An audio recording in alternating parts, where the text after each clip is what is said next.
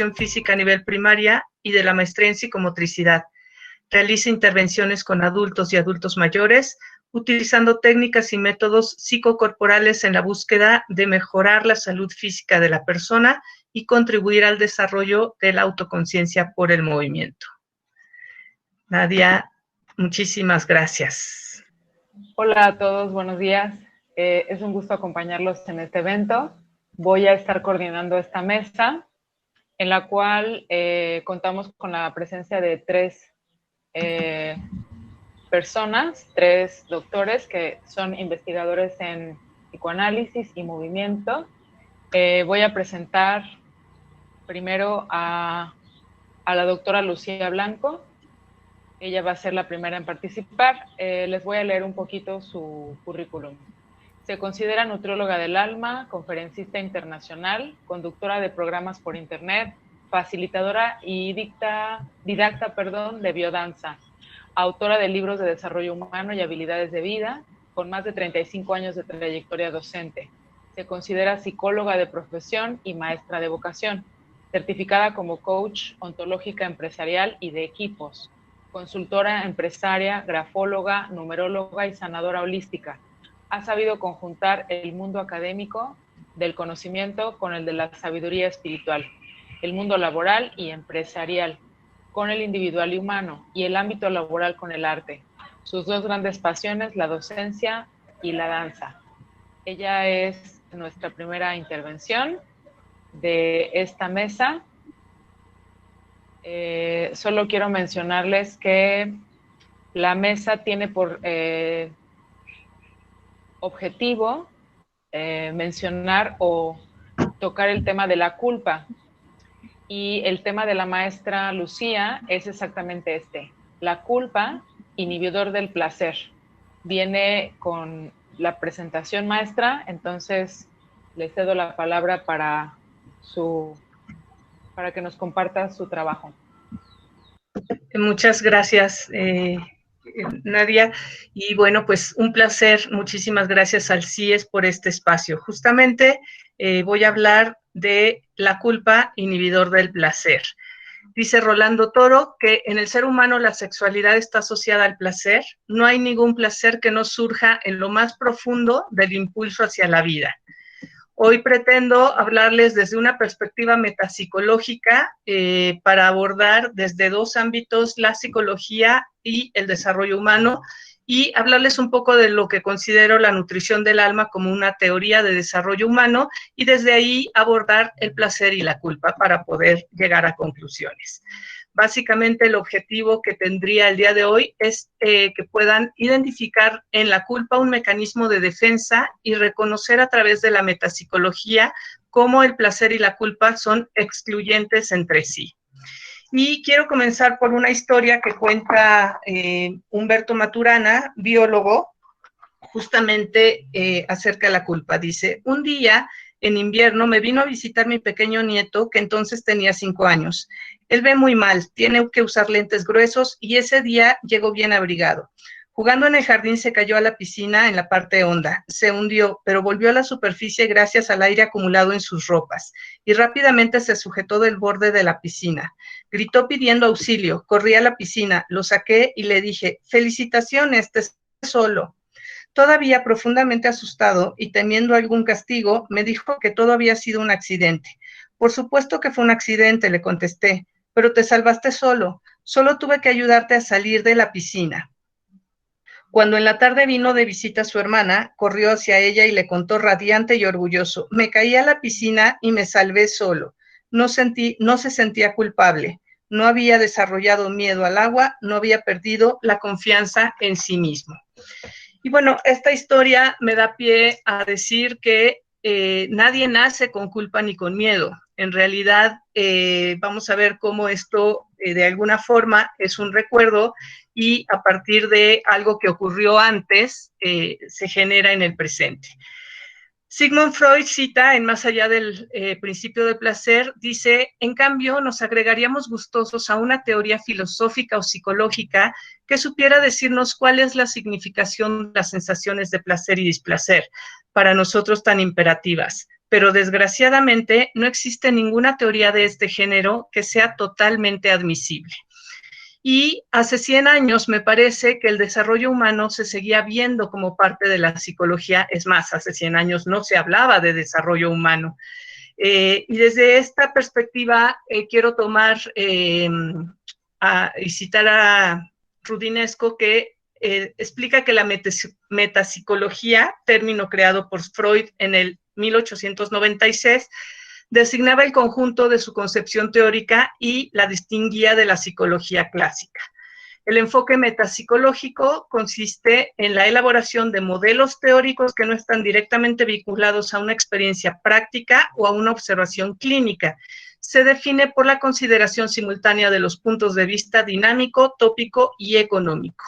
Y justamente yo les voy a plantear un modelo teórico que llamo nutrición del alma, y que desde, solo para contextualizar estos puntos dinámico, tópico y económico, diré que un análisis metapsicológico es la manera precisa de ver un proceso, es un mecanismo o un fenómeno psíquico. Y justo lo que quiero es mostrar un proceso y un fenómeno en este caso.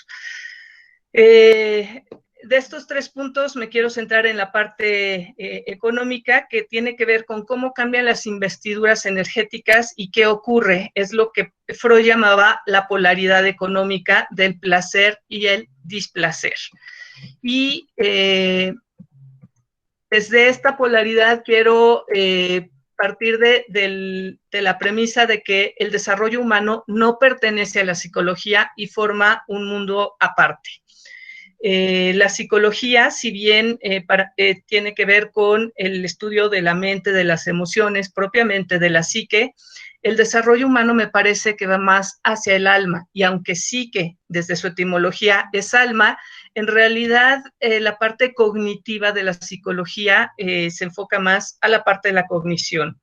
Esto lo explico un poco con el concepto de que para mí el espíritu es una planta interna, y esta planta interna es como el frijolito en un frasco que se va creciendo y que va formándose hasta que, bueno, va germinando, arraiga, y esa planta interna, todos nos hacemos cargo de nuestra planta, o deberíamos hacernos cargo de nuestra planta, y entonces esta planta interna se va nutriendo de lo que pensamos, lo que sentimos, lo que decimos, lo que hacemos, entre otras cosas. Y yo equiparo esta planta tan interna y este concepto tan interior de espíritu a la identidad y al desarrollo humano. Para mí, el tema y mi propia definición de desarrollo humano y de identidad se equiparan y, digamos, que metafóricamente representan esta planta. ¿Cómo explico esto?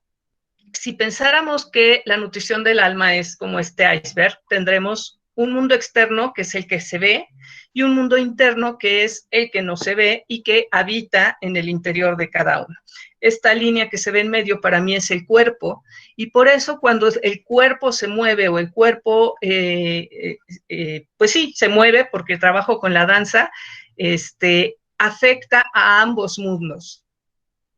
Desde esta visión de mundo interior y mundo exterior, el concepto es que el mundo exterior es un espejo del mundo interior, es decir, todo lo que veo afuera, mis relaciones, las personas, los ambientes, lo que hay en mi alrededor, es solamente un reflejo de lo que hay dentro de mí.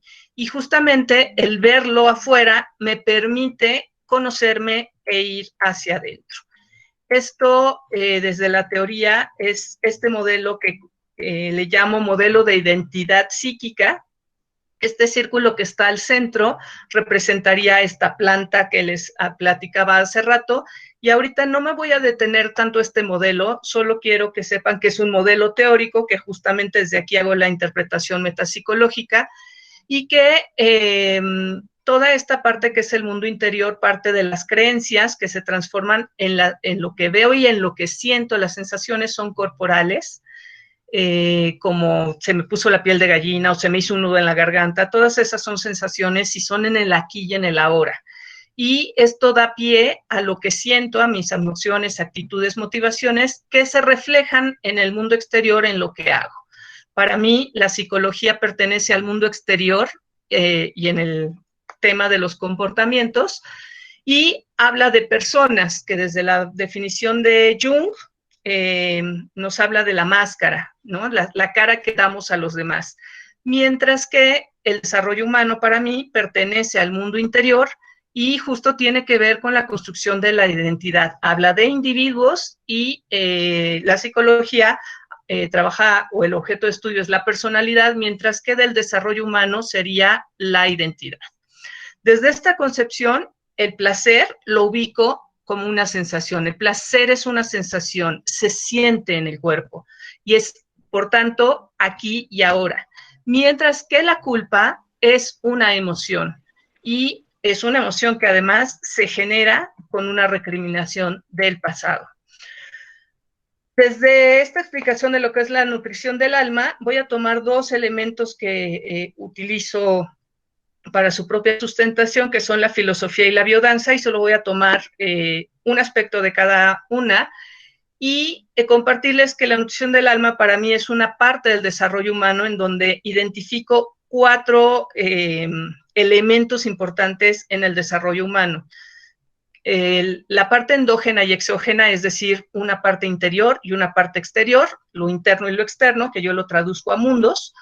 Las dimensiones del yo, que desde la parte más básica, digamos, de estudio, tiene que ver con la parte cognitiva, la social y la parte psicosocial, y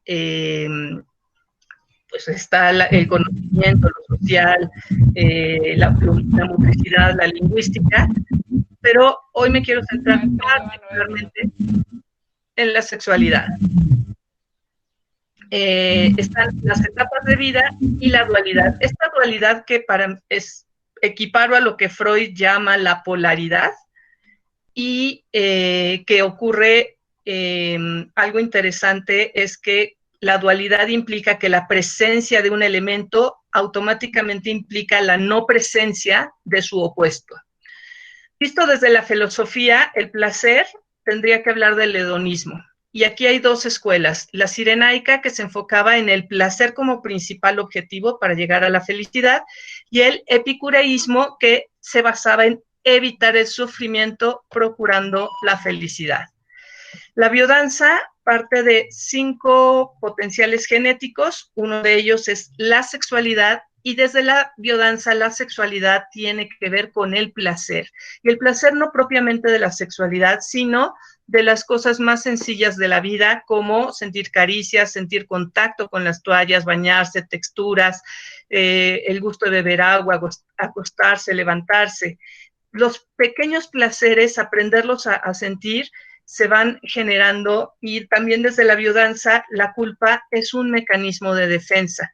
Es un poco esto que el doctor Ayala nos decía en la mañana, la censura, y que tiene que ver con una recriminación por una acción u omisión que provoca un sentimiento de algo que causé. Sin embargo, la culpa es propiamente un estado emocional que tiene la capacidad de bloquearnos porque reprime algo que ocurrió ayer, es decir, en el pasado. Así es que desde esta perspectiva, la premisa es que al sentir placer, no siento culpa. Y el trabajo desde la biodanza, desde la corporalidad, es justamente conectarnos con el placer a través del movimiento y el así es que, bueno, pues para cerrar solamente diría, y en resumen, que el placer parte de la premisa de que al sentir placer no se siente culpa, que la sexualidad está asociada al placer, que el alma y su nutrición es un tema de metapsicología y de desarrollo humano, que la culpa inhibe al placer y que la emoción la culpa es una emoción, el placer es una sensación y que la culpa es una represión, es un mecanismo de defensa. Muchísimas gracias. Muy bien, muchas gracias, maestra Blanco, por su participación. La entrada a la maestra Laura Monsiváis Galindo. Ella es licenciada en psicología y maestra en psicoterapia psicoanalítica, docente del CIES y ejerce la práctica clínica. Yo les voy a hablar de una síntesis y de una lectura hermenéutica de Más allá del principio de placer a sus 100 años. Es un trabajo de investigación que realicé para tratar de hacer una hermenéutica, decía, de este texto. Es muy importante porque es el nombre, incluso el leitmotiv de este encuentro, y que se refiere al centenario del artículo que publicó Sigmund Freud con este nombre. La primera interrogante que surge es, ¿qué tiene de especial este artículo entre tantos que ha escrito Freud? Este artículo nos muestra el pensamiento de Freud dentro de un ambiente de especulación y de preguntas que quedan abiertas, ambiguas. Nos plantea muchas interrogantes y nos presenta un texto con incertidumbre, pero nos permite seguir el pensamiento freudiano y el curso de sus hilaciones, en cierta forma no sistematizadas. Sobre este texto, Jean Laplanche, en Vida y Muerte del Psicoanálisis, dice que estamos ante el texto más fascinante y más desconcertante de toda la obra freudiana. Freud en 1919 le envía a Luz Salomé la siguiente carta: el trabajo sistemático de una materia me resultó imposible. Si no me muero de hambre, no me matan, y no resulto demasiado afectado por la miseria de los míos o la que impera alrededor, las condiciones son sin duda muchas, prometo hacer a la misma otras contribuciones. Y en efecto, en 1923 retomará algunas de estas preguntas que dejó abiertas. A este texto que le mandó a Luz Salomé, ella le contesta, cito, de las ideas de vida y muerte tal como aquí se constituyen, puedo decir en forma peculiar, tanto aquí les sigo como voy en dirección opuesta. En la introducción a este artículo, Más allá del principio de placer, Strachey comenta que ya teniendo el borrador no se decidía a publicarlo, se tardó un año en tomar esa decisión, aunque lo había comentado ante la Sociedad Psicoanalítica Vienesa y el Congreso Psicoanalítico Internacional, y todavía le pidió comentarios a Abraham y a Eitingon, y fue hasta diciembre de 1920 que se decidió a publicarlo. En este trabajo de investigación que yo realicé, se hizo una lectura textual, pero se puso el acento en una lectura hermenéutica, según la cual, según Gadamer, mientras más se conozca el contexto de una obra, más pertinente será su interpretación. Por lo que se realizó un análisis de la obra dentro de su contexto, tanto histórico como individual, desde donde surgió esta obra. Se plantean varios horizontes, desde los antecedentes, desde finales del siglo XIX, el mundo intelectual, científico, filosófico y artístico dentro del imperio alemán y el imperio austrohúngaro asociados, que era donde se movía Freud.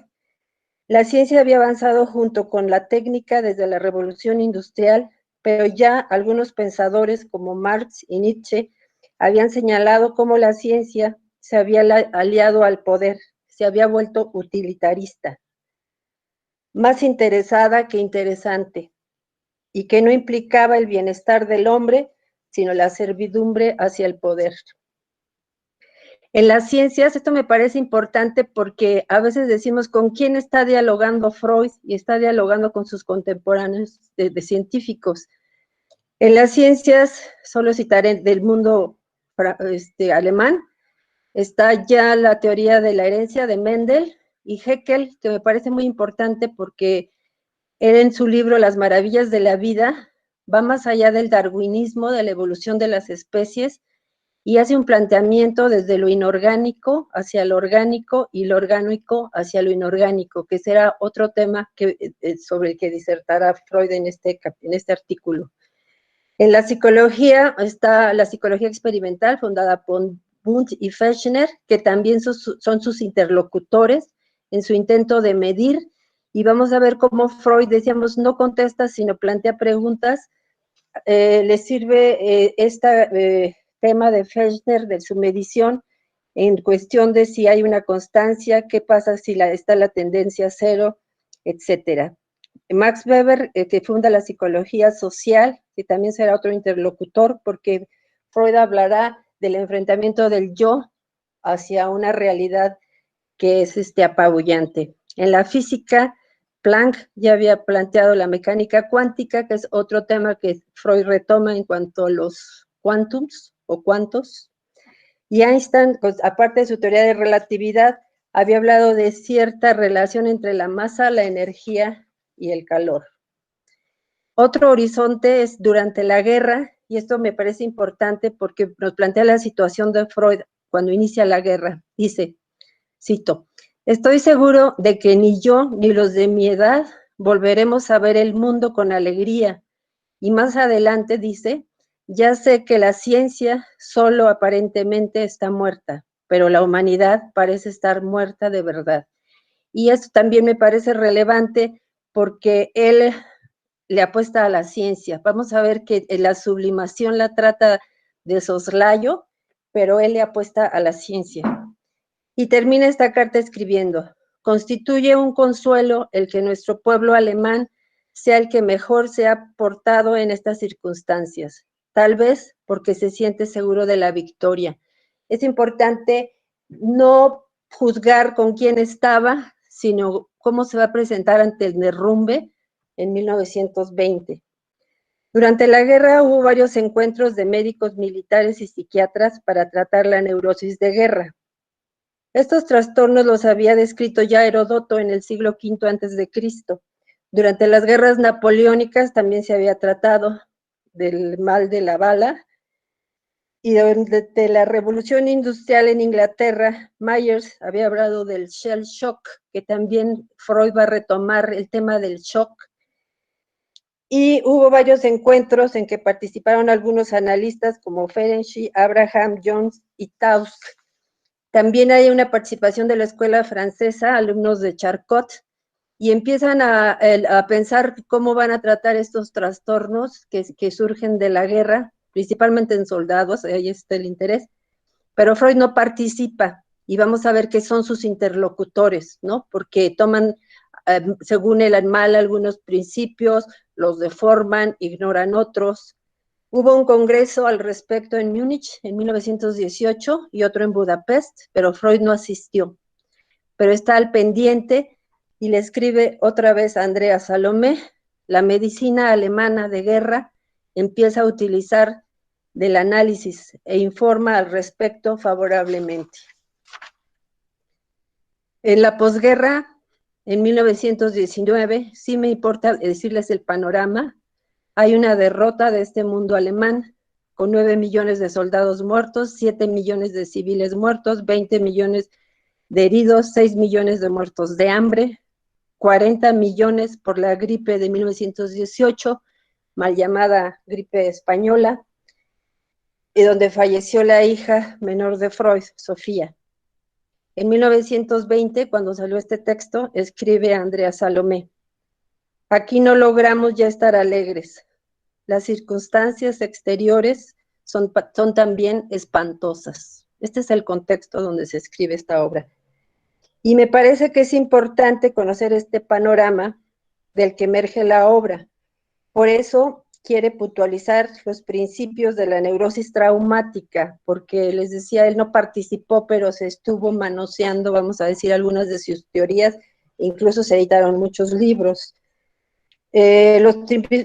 Perezo incorpora principios biológicos y dice que tendrá que leer a Schopenhauer ante estas situaciones de devastación.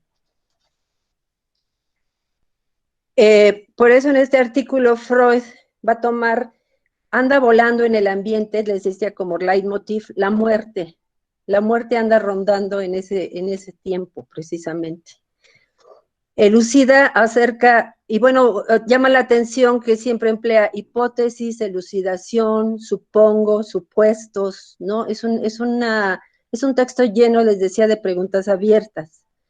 Toma el concepto de nirvana de Schopenhauer, que a su vez se lo había tomado del budismo, y él lo relaciona, si habrá una pulsión que llevará al cero.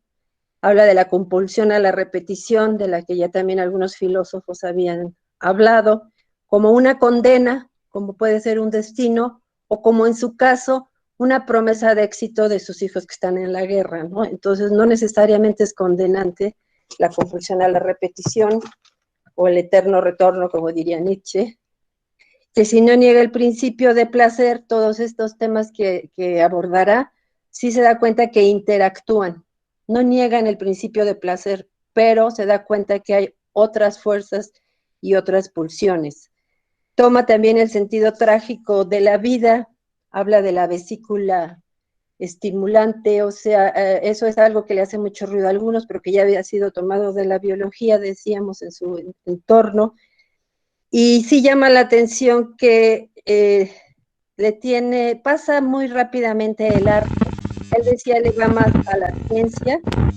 Incluso dice que el arte solamente lo ve como una descarga, no como una creación, o como decía Marx, una posibilidad del hombre verse reflejado a sí mismo, o la repetición, no le ve la ganancia del arte, ¿no? Que es el dominio de la técnica.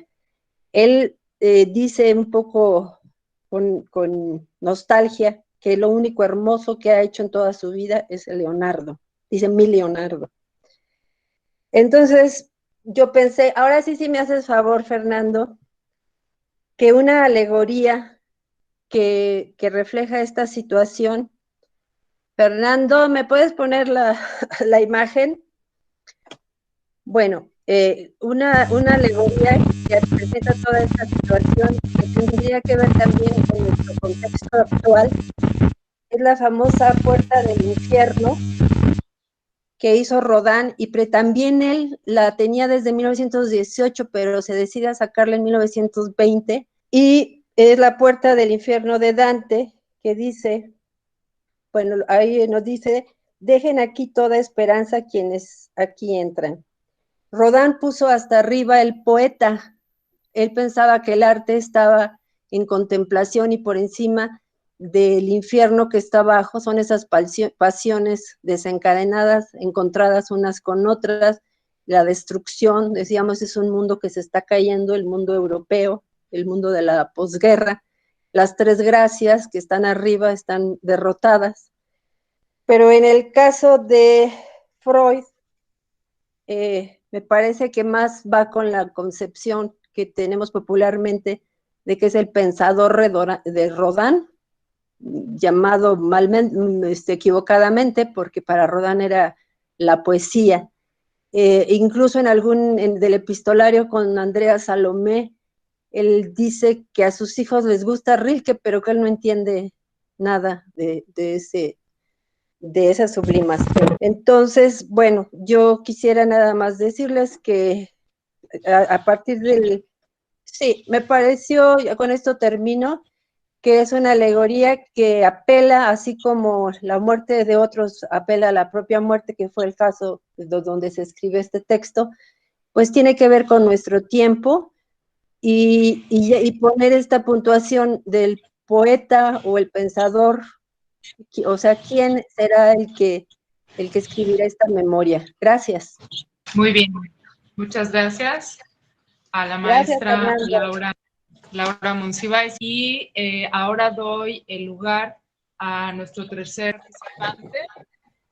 Él es maestro José Juan Abud, quien nos presentará un libro llamado Las rebeliones en el pensamiento, Althusser, Badiou y Rancière, de Editorial México, sílabo de la UNAM.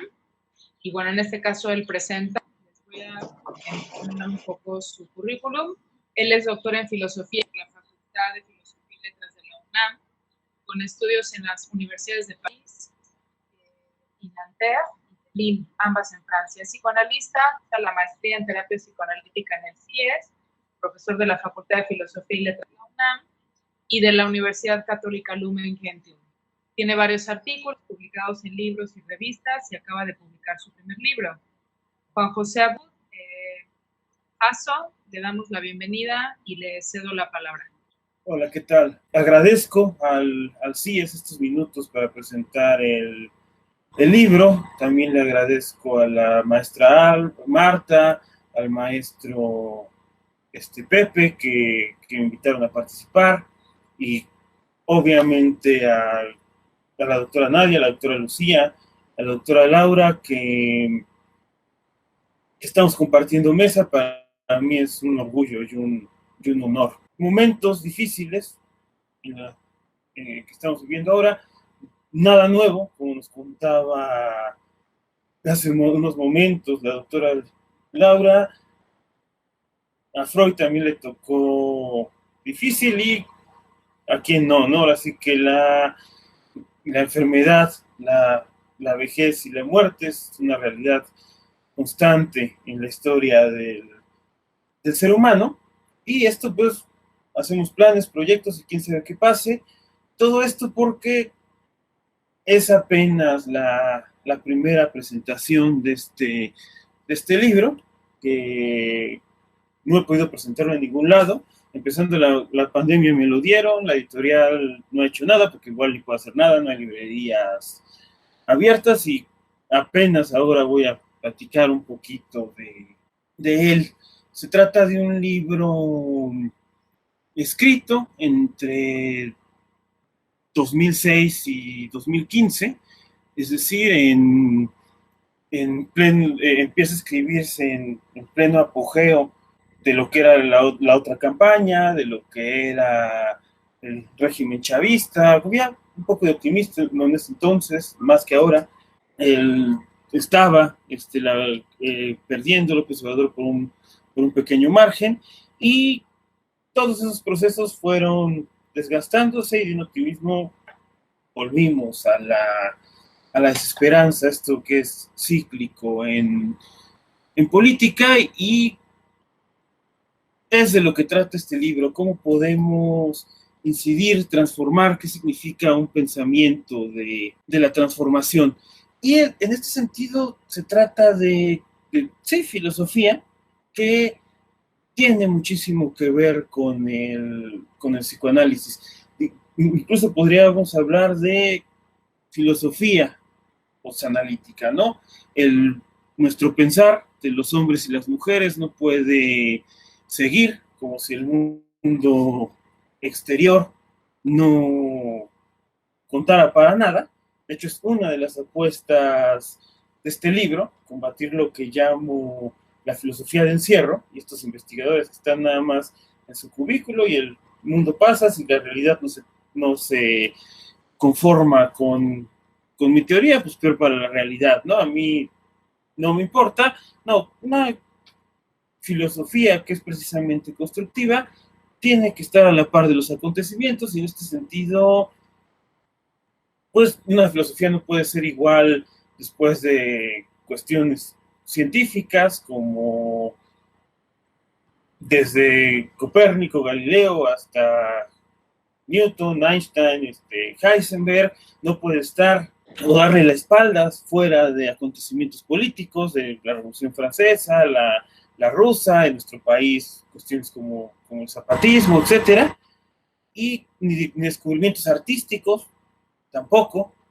También las vanguardias, la manera de hacer arte, de jugar con lo que nos muestran los sentidos, es algo importante. Y lo mismo pasa con el psicoanálisis. Ha habido efectivamente muchos filósofos que se han quedado atrás y que siguen con esta idea de que la razón es lo más transparente para nosotros, que somos sujetos soberanos y de libre albedrío, pero aquí estamos hablando de filosofía post-psicoanalítica y de autores, de filósofos que tienen que ver con el psicoanálisis. Luis Althusser, que es el único filósofo muerto del que trato, fue importante para el psicoanálisis, incluso es aquel que invita a Lacan, una vez que lo echan de Santán, si no mal no recuerdo, a participar con algunos de los seminarios en la Escuela Normal Superior en París.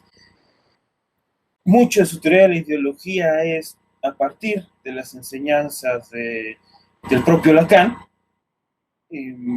Hay muchos vasos comunicantes, incluso Jacques Alain Miller era alumno de Althusser, y que se cambia con Lacan precisamente porque Althusser lo manda como espía.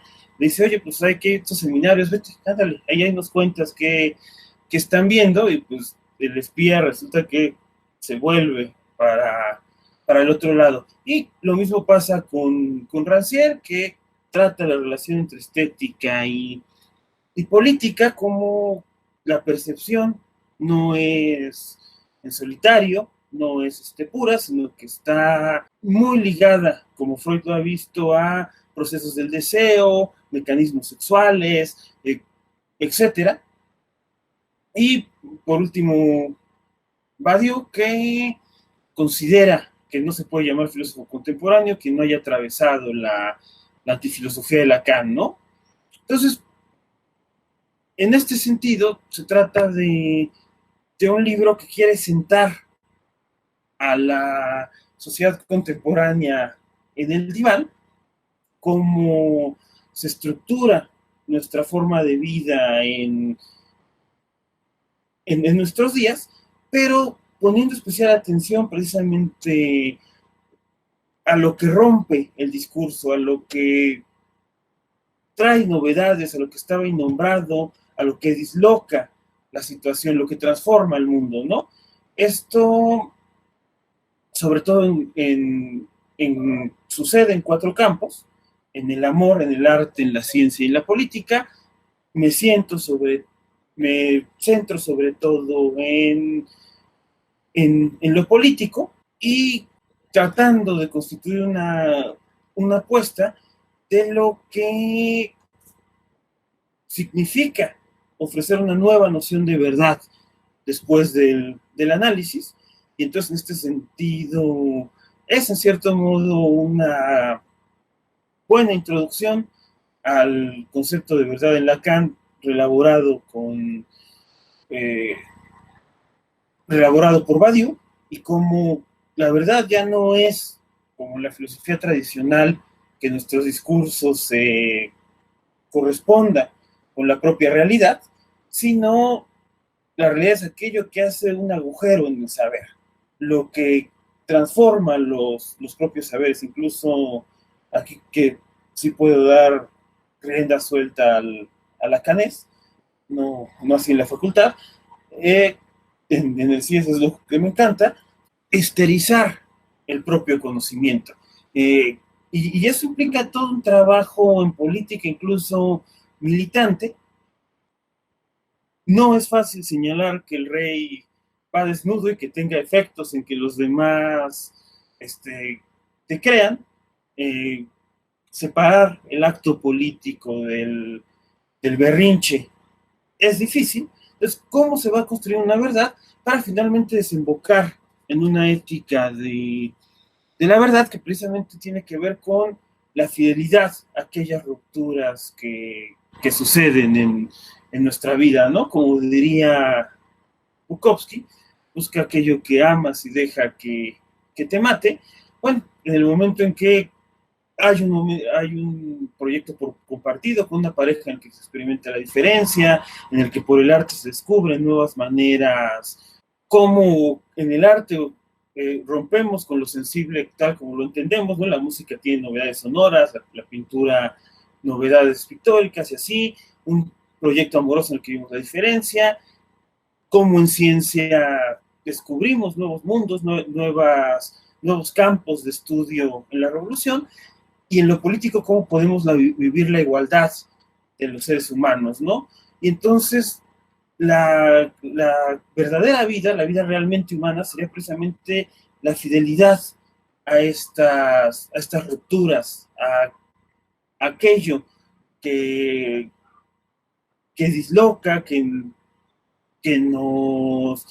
que pone en cuestión nuestra subjetividad y que precisamente nos permite transformarlos, ¿no? Entonces, bueno, pues ya para no utilizar más tiempo del que amablemente me han cedido, simplemente cerrar con que es un libro que trata de la escucha del discurso y cómo intervenir para transformarlo, por lo cual creo que puede ser útil para psicoanalistas y otros terapeutas. Les agradezco mucho la atención. Muchas gracias, colegas. Muy bien, le agradecemos, doctor, su intervención y damos el tiempo para preguntas por parte de los que están escuchando. Yo sí tengo dos más que, perdón por esta mecánica, para mis dos colegas.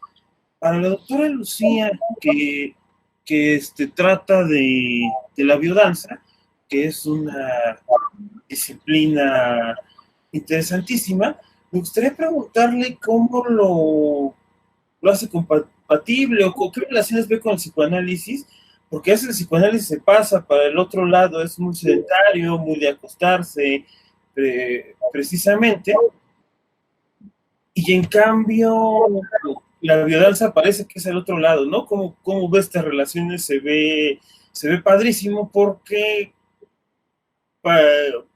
utilizando la metáfora de la planta y regarla, nutrirla, por un lado el movimiento y por otro el darnos cuenta de nuestro deseo, qué relaciones ve, ¿no? Y a la doctora Laura, ¿qué piensa de Freud en estos momentos difíciles que vivía en la creación, en la escritura, por esa escritura más allá del principio del placer, que decía, como lo citaba, que por eso está leyendo a Schopenhauer? Eso, ¿cómo lo ve? Porque yo en la pandemia, más bien me he leído a cosas felices, ¿no? Dices, ya que la realidad está tan triste, pues no a Schopenhauer, vámonos a Spinoza, vámonos a Aristóteles, vámonos a Epicuro, precisamente, a Lucrecio. Yo diría que más bien hay que mover el bastón para otro lado, pero también, ¿qué piensa de este tipo de lecturas? Muchas gracias. Quisiéramos escuchar a la doctora Lucía, quien va a responder esta inquietud que tuvo el mismo doctor sobre la relación entre biodanza y psicoanálisis. Doctora Lucía, tiene usted la palabra. Muchas gracias, Nadia. Y gracias por la inquietud, muchísimas gracias. En realidad, justo parte de la premisa es que pertenecen a dos mundos. Ciertamente, el psicoanálisis se concibe como una terapia y una de las premisas de la biodanza, que es un sistema en realidad que conjuga varias disciplinas, es que no es terapia, aunque tiene un efecto terapéutico.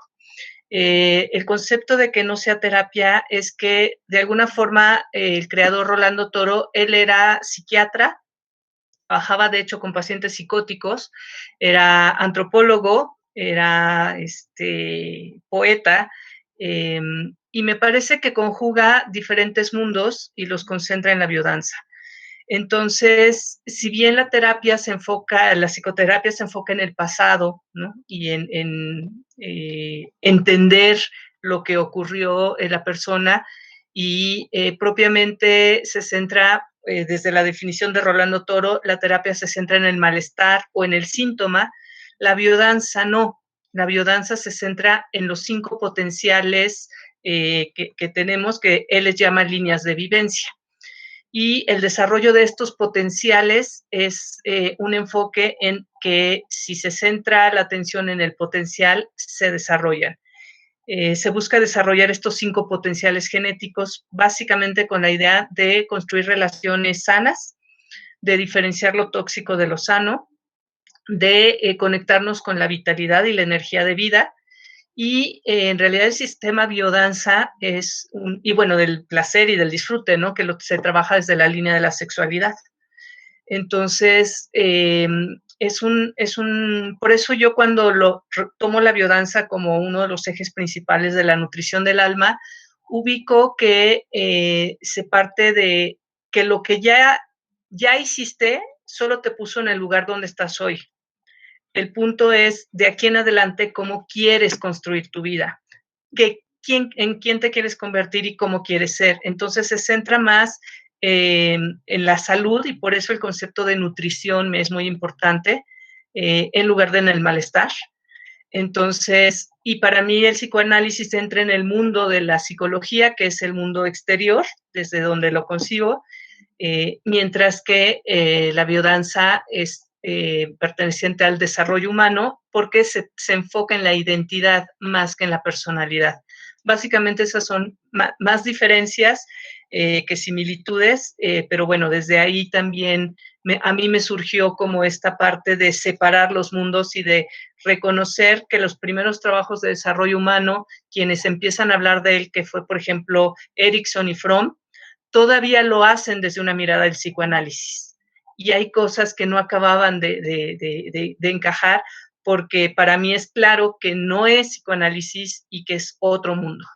No sé si con esto respondo la pregunta.